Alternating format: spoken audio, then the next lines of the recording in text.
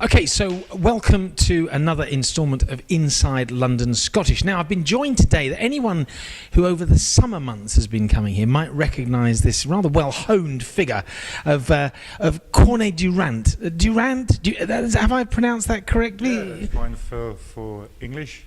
Okay. Well, look, please tell me now, and tell everyone watching, what is your role here at London Scottish? Officially?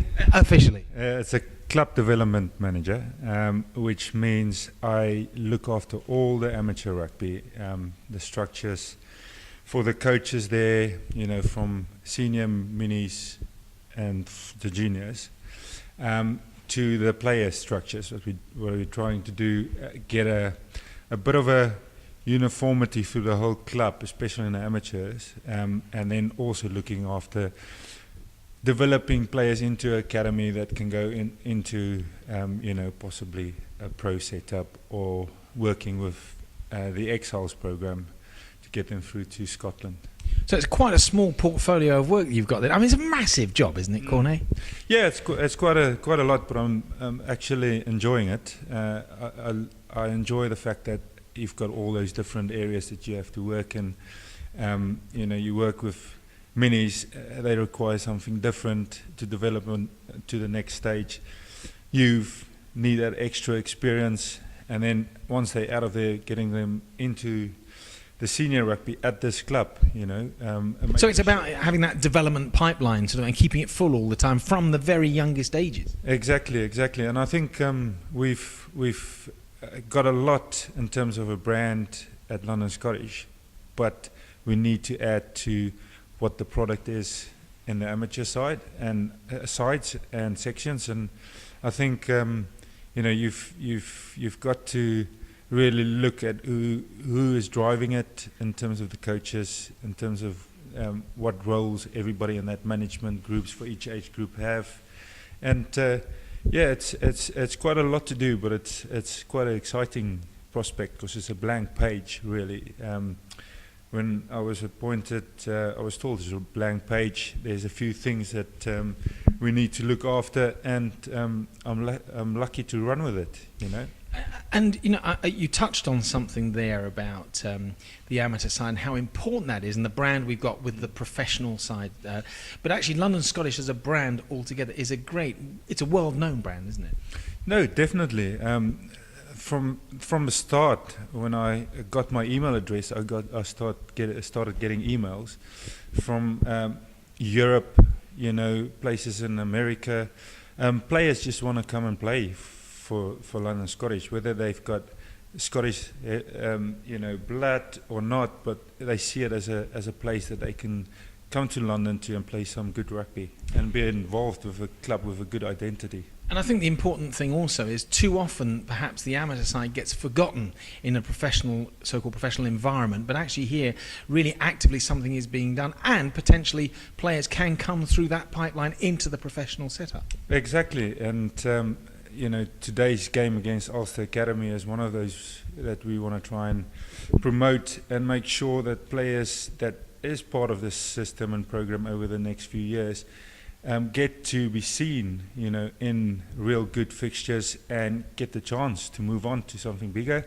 And even if they can't get to the next stage, there's a club for them where they've got their friends, where they know the brand of rugby, and it's the people that they know, and they've got a big brand that they play for, and they identify with all of that, and that's for me, it's a product. And it's a product of people and what people really do and aspire to at a club. Now, we've heard about your aspirations for the club and how you're involved in there, but what about you? What about Corne, the man? Tell us a bit about your background, your playing pedigree, and you come from South Africa. Whereabouts in South Africa are you from? A little town called Carolina, if I say. That's easy for you to say. Afrikaans, but Carolina for the guys from this side of the hemisphere. But grew up there on the farm, played my rugby through the primary high schools, played for the Southeastern Transvaal schools, went to university in Pretoria, played there for the university, which is quite a big university, very important one in the rugby terms. got into some age group, under 19, under 21 at the Blue Bulls, and had a trial later on with the Blue Bull seniors. But that year got myself injured in a game, and a couple of years later I was here. And what position did you play? 6, 8, and my last few years, a few second row games. And but you've played rugby over here as well, haven't you?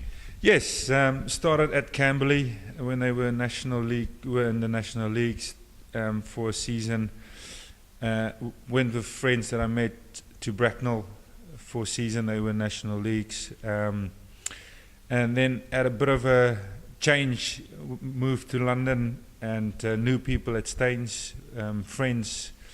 Went there for a couple of seasons, well, 1.5 season, and played for London Welsh for half a season. And since then at Ealing, played quite a few games, coached a few games against London Scottish, and played for Ealing against London Scottish. So it's quite strange to be here, but it's also a good thing. And when you got offered the job here, was it a reflex action? Yeah, I want it.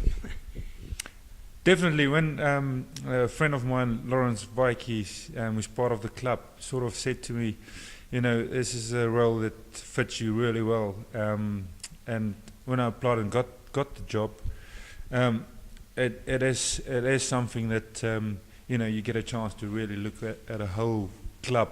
I know it's just the amateur side of things, but you can put a real mark in it, and I thought it's a real good opportunity, and I'm really glad I got offered the job. And so far just been really good, very, very friendly, and very, very driven, which is really good to see, and that ambition coming through is amazing.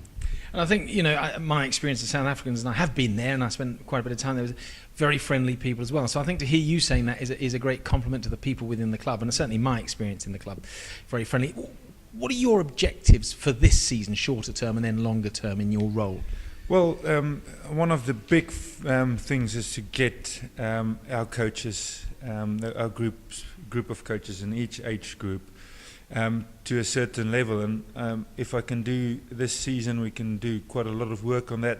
We will really move on quite quickly in the seasons after that, and also just to establish a good core of players in the seniors, young players especially, so we can look at this under 20s, and the fixtures that we've set out.